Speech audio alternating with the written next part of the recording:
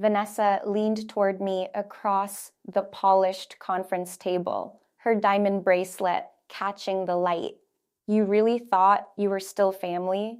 A few people around the room lowered their eyes. Nobody defended me. I sat there in a borrowed blazer that still smelled faintly like someone else's perfume, trying not to look at the stack of folders in front of the attorney.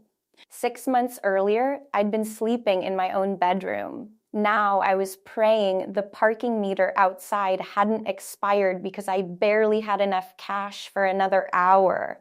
My father didn't even glance at me. The lawyer continued reading the estate documents in a flat voice. The lake property transfers to Vanessa Mercer. Investment account ending in 421 transfers to Vanessa Mercer. Primary residence. Vanessa smiled before he finished. To Vanessa Mercer. She folded her hands like she'd already won. Then my father finally looked at me and laughed under his breath. You get nothing. The words hit harder because of how casual he sounded. Like throwing his daughter out after her mother died was just paperwork to him. I swallowed and stared at the wood grain on the table because if I looked at anyone else, I might actually cry. 6 months earlier, my father had dumped black trash bags full of my clothes onto the driveway while Vanessa stood in the doorway behind him. You're an adult now, he'd said. Figure it out. That was 3 weeks after my mom's funeral. I'd asked one question, just one. How long has Vanessa been living here? His face had changed instantly. By the next morning, the locks were changed. My college tuition payments stopped. My calls went unanswered. Relatives who used to hug me at holidays suddenly treated me like I was unstable because my father told everyone I was acting out after the loss. And now here he was, sitting beside the woman who started wearing my mother's jewelry before the year was even over. The attorney organized another set of papers, then suddenly paused. His eyes narrowed slightly. Actually, he said carefully, there's one more condition attached to the estate. Vanessa's smirk faded. My father sighed impatiently, then read it. The attorney adjusted his glasses. This amendment specifically references Lily Mercer. For the first time all afternoon, my father lost color in his face. The lawyer looked directly at him. Mr. Mercer, according to your late wife's amendment, your inheritance may no longer be valid. The room went completely silent. My father leaned forward so fast his chair scraped across the floor. That's impossible, he snapped. There were no amendments. The attorney didn't react. He simply opened the folder in front of him and slid out a signed document. This was filed 3 weeks before your wife passed away. My stomach tightened. 3 weeks before Mom died, Dad had told me she was too weak to even speak for more than a few minutes at a time. Vanessa crossed her arms. There has to be some mistake. There isn't, the lawyer said calmly. I stared at the signature at the bottom of the page. My mother's handwriting looked shaky, but it was unmistakably hers. And suddenly, memories I tried to bury started pushing back to the surface. During the last month of Mom's illness, she kept asking strange questions whenever Dad left the room. Lily, did your father finish the trust paperwork? Every time I tried to answer, Dad somehow appeared before I could speak. Everything's handled, he would say quickly. Don't stress her out. At the time, I believed him. Now, sitting in that office, I realized he never once let me speak to her alone about finances. Another memory hit me immediately after. One night, I came downstairs to get water and saw Vanessa hanging clothes in the guest room closet. I froze. My mother was still alive upstairs. Vanessa noticed me first. Before she could say anything, Dad walked in behind me. What is this? I asked. His expression darkened instantly. You don't get to interrogate me in my own house. She already has clothes here. She's helping me, he barked. Your mother is dying, and somehow you still make everything about yourself. The next morning, he acted like the conversation never happened. Back in the present, the attorney closed the folder carefully. There are additional documents related to the amendment, he said. I'll need a few minutes to retrieve them. He stood and walked out of the conference room. The second the door shut, Vanessa turned toward my father. You told me everything was finalized. It is, he muttered. No, she whispered sharply, it clearly isn't. I looked at him carefully. For months, my father had acted untouchable, cold, certain. But now, his fingers were tapping nervously against the table. And for the first time since my mother died, he actually looked scared. Then another memory surfaced, so suddenly it made my chest tighten. The night before Mom died, a nurse had come into the waiting room. She's asking for Lily. I stood up immediately, but my father stopped me. She's exhausted, he said quietly. She needs rest, not another emotional conversation tonight. I sat back down.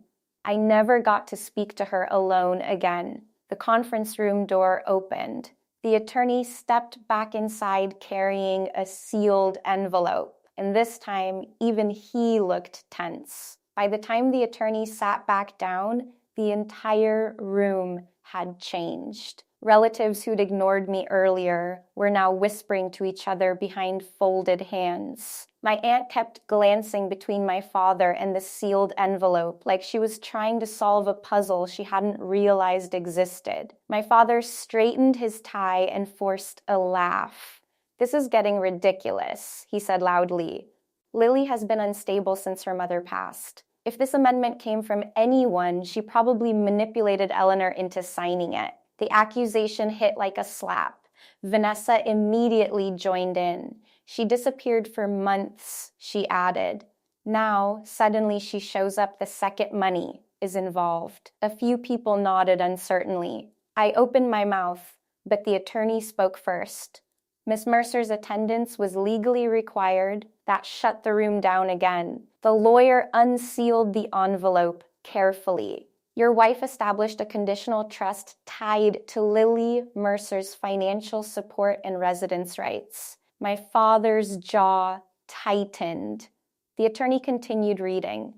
Under the terms of the amendment, Richard Mercer retained control of the estate only if Lily Mercer remained housed within the family residence and received continued educational support until the age of 21. Vanessa slowly turned toward my father. What does that mean? The lawyer looked directly at him. It means the conditions were violated.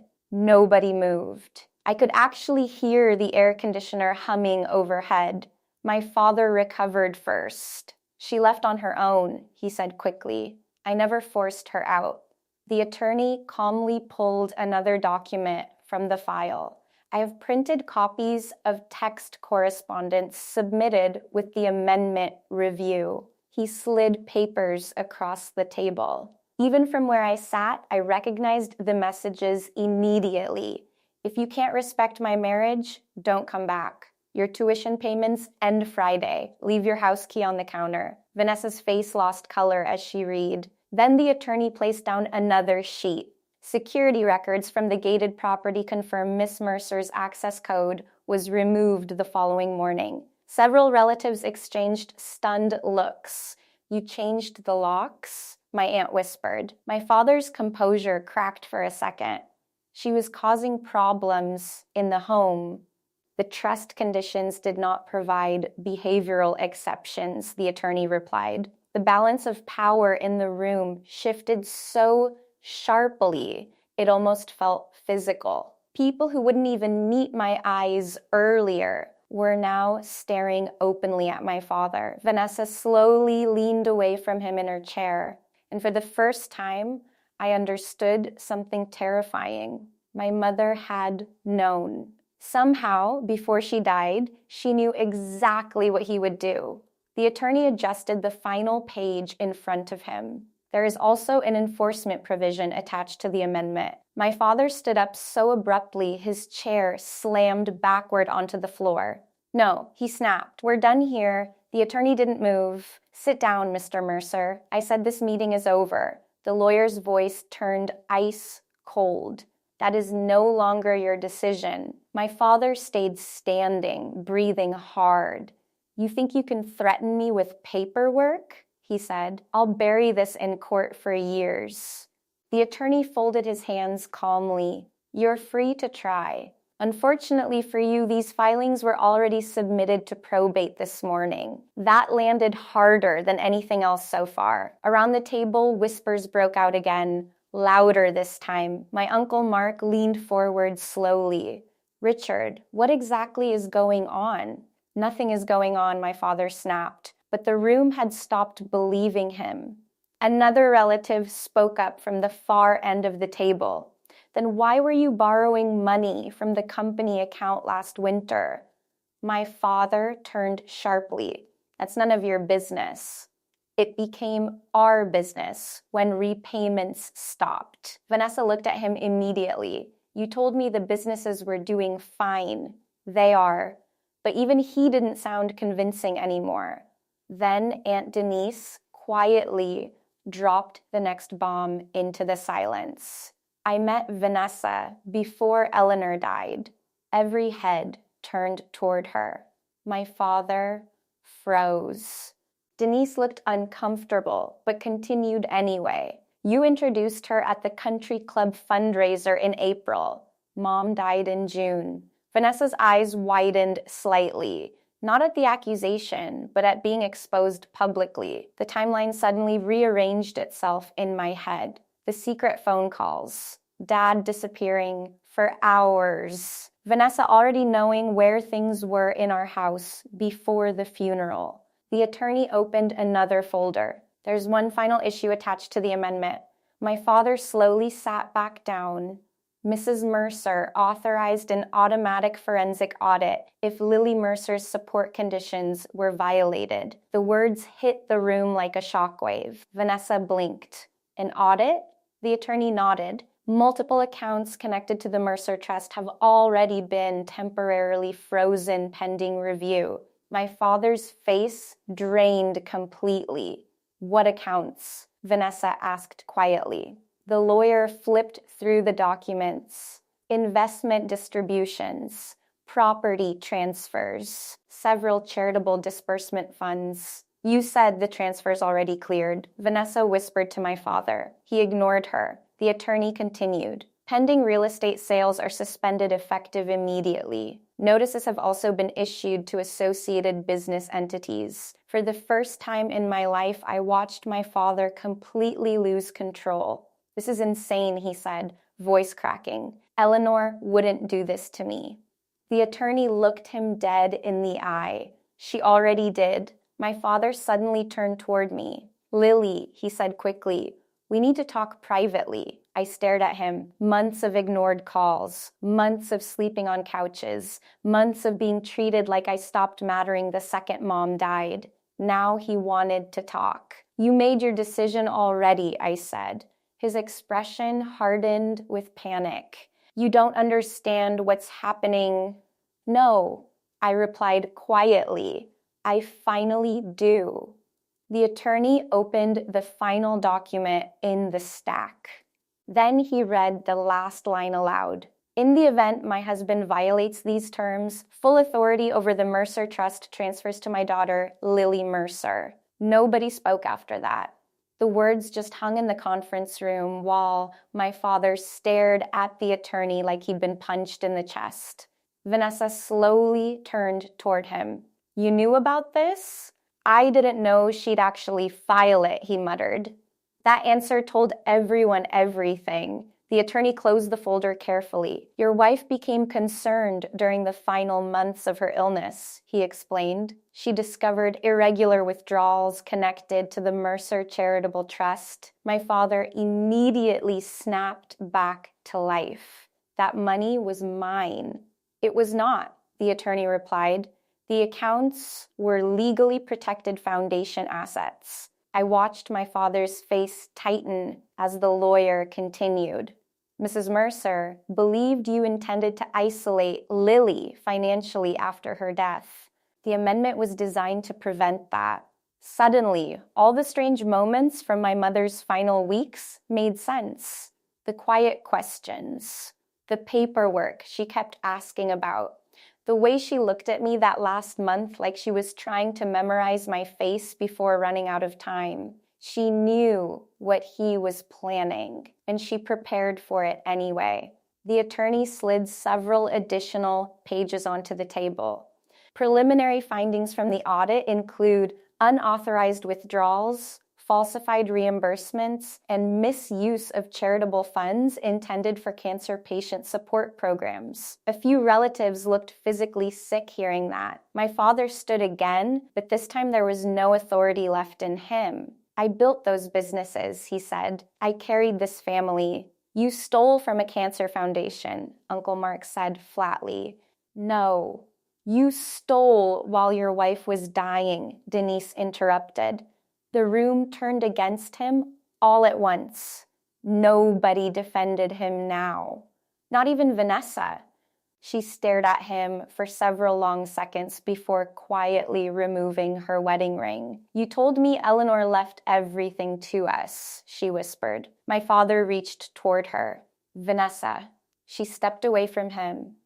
Then she walked out of the conference room without looking back. The door shut softly behind her, and somehow that quiet sound hit harder than all the shouting before it. My father looked around the room desperately, searching for support that no longer existed. What he found instead were people avoiding his eyes. The attorney turned toward me. Effective immediately. Control of the Mercer Trust transfers to you, Lily. I didn't even know how to respond. 6 months earlier, I'd stood outside my own home holding trash bags full of clothes while my father locked me out. Now every ounce of power in the room had shifted. Not because someone saved me, because my mother saw the truth before anyone else did. Over the next several weeks, everything collapsed around my father. The audit expanded, business partners suspended agreements with him pending investigation. Property sales froze. Lawyers started contacting the family foundation board. Relatives who ignored my calls suddenly began apologizing after learning how thoroughly he'd manipulated everyone. Most of them didn't even know he'd cut off my tuition, or changed the locks, or told people I was mentally unstable to justify throwing me out. By the end of the month, he was facing civil fraud claims tied to the foundation accounts, and he was alone. I only saw him one more time after the hearing. He approached me outside the courthouse while reporters stood across the street. Lily, he said quietly, I never wanted this to happen. I looked at him for a long moment. Then I answered honestly, you just never thought there'd be consequences. He didn't reply. Weeks later, I returned to the family house with the attorney. The place didn't feel like home anymore. Too much had happened there. Instead of moving back in, I decided to sell it. Part of the estate funds went toward restarting my mother's cancer support foundation properly, the way she originally intended before the money disappeared. I went back to college that fall without worrying whether tuition would suddenly vanish overnight. And before leaving the attorney's office for the final time, he handed me one last envelope my mother had left behind. Inside was a short handwritten note. If you're reading this, it means I couldn't protect you myself anymore. So I made sure the truth would. I sat in my car afterward and cried harder than I had at the funeral. Not because she was gone, because even after everything, she still found a way to save me. The day my father said I was no longer family was the day he lost everything my mother built.